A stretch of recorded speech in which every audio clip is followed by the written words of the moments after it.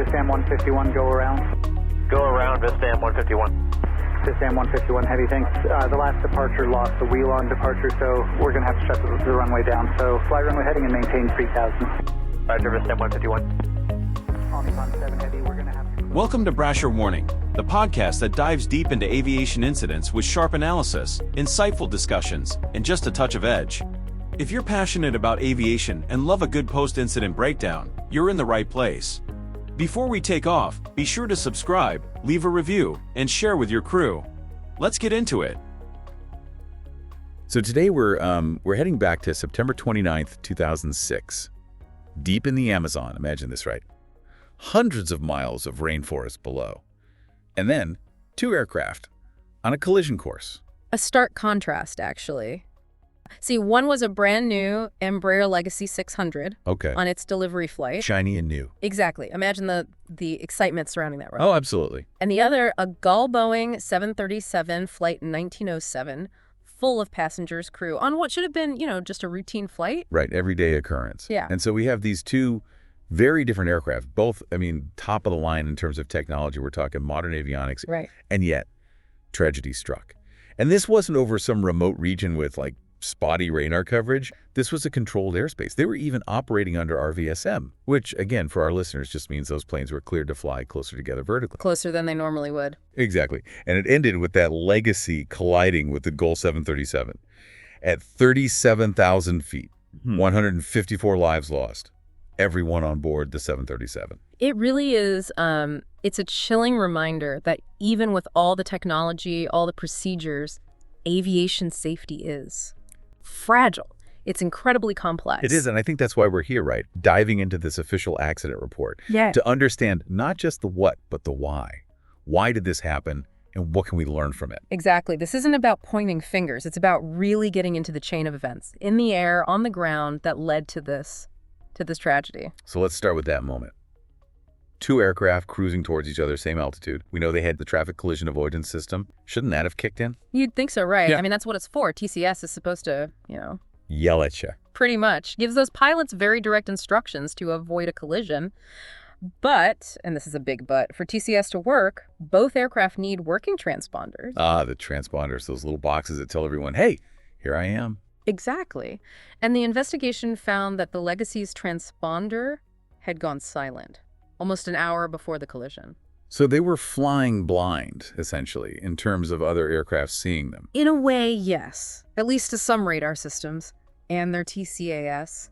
Useless. Talk about a punch to the gut. It gets worse. Remember how I mentioned the Legacy was brand new, fresh off the assembly line? Yeah, I bet the crew was thrilled to be flying that beauty. Oh, absolutely. But that excitement might have played a role in all this.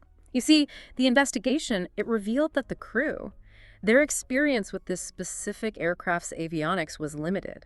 Some simulator time, a few short flights, still getting the hang of it, really. Okay, new plane smells intoxicating, but I see where you're going with this. They weren't fully up to speed. And that lack of familiarity, coupled with what appears to be a pretty heavy workload on that delivery flight, well, it might have created a recipe for distraction. Distraction how? Well, the report indicates they were busy with, get this, performance calculations for their upcoming landing in Manaus.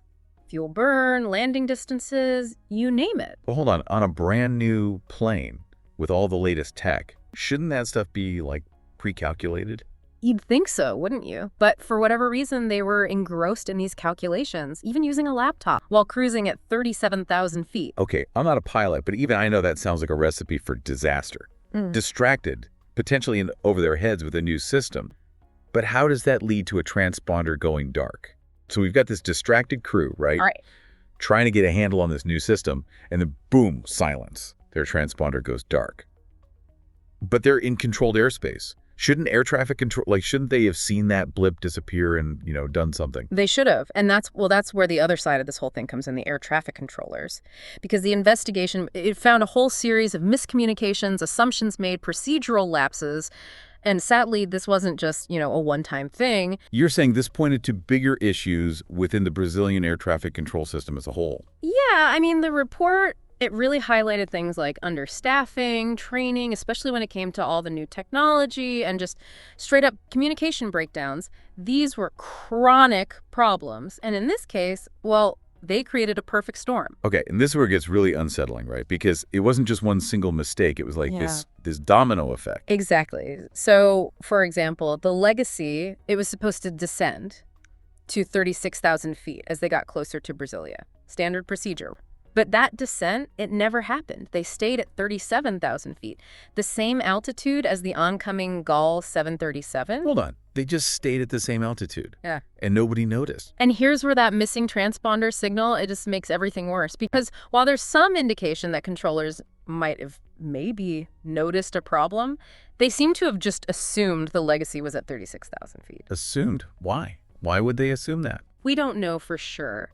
It could have been misinterpreting their radar data, which was incomplete, or a missed communication during, say, a shift change. So many things could have gone wrong. Exactly. But regardless, a huge assumption was made. And tragically, nobody questioned it. And remember, this was all happening in an environment that was already strained. The report paints a picture of a system that was struggling to keep up, where details could easily slip through the cracks, you know. It's heartbreaking because you can't help but wonder, what if just one thing had been different? What if the controllers hadn't been so overloaded? What if they had double-checked that altitude, if that transponder signal hadn't vanished? You know, we can't say for sure, but it does highlight how important it is to prevent that one weak link in aviation. Because in this case, there were multiple points where that chain could have and should have been reinforced. So we have this perfect storm brewing. A distracted crew in the air, a strained system on the ground, and then this crucial piece of technology failing silently right in the middle of it all. What happened next? Did anyone see it coming? Tragically, no. Because remember, the Legacy, they were basically flying blind when it came to seeing other traffic. TCS was useless without the transponder. And air traffic control, well, they were working with bad information and didn't give any warnings. So the Gulf 737, they had no idea, no warning about the danger coming right at them. They were completely in the dark. No way to anticipate or avoid what was about to happen. It's hard to even imagine what must have been going through those pilots' minds in those final seconds, realizing there's nothing they could do. It really drives home how, even with all the advancements we've made, how quickly things can go wrong up there. It does. And, you know, the aftermath of this whole thing, it really underscores that. Because the investigation, it was thorough, but it revealed some tough truth about aviation safety. And not just in Brazil, globally. You're talking about all the safety recommendations that came out of it. Because the report, it didn't hold back. Not at all. No, there was a real push for some major changes. And one of the biggest, pilot training. Yeah. Especially for crews flying these newer aircraft in international airspace. So more than just, being able to fly the plane. Yeah. But understanding how things work in different countries with air traffic control and all that. Yeah, because what might be standard practice in one place could be totally different somewhere else. Which, well, that brings us back to the Legacy crew. Experienced pilots, sure. But were they truly prepared for, the ins and outs of Brazilian airspace? And that's the thing. Experience is important, but it's got to be the right kind of experience, the right training, and being able to adapt when things aren't familiar. Right. Now, the report also went beyond just the pilots themselves, didn't it? It looked at the Brazilian air traffic control system as well. Absolutely. They talked about the need for better training, new equipment, even addressing the staffing shortages. It was about the whole system. Did any of it actually change, though? Did this tragedy lead to any real improvements?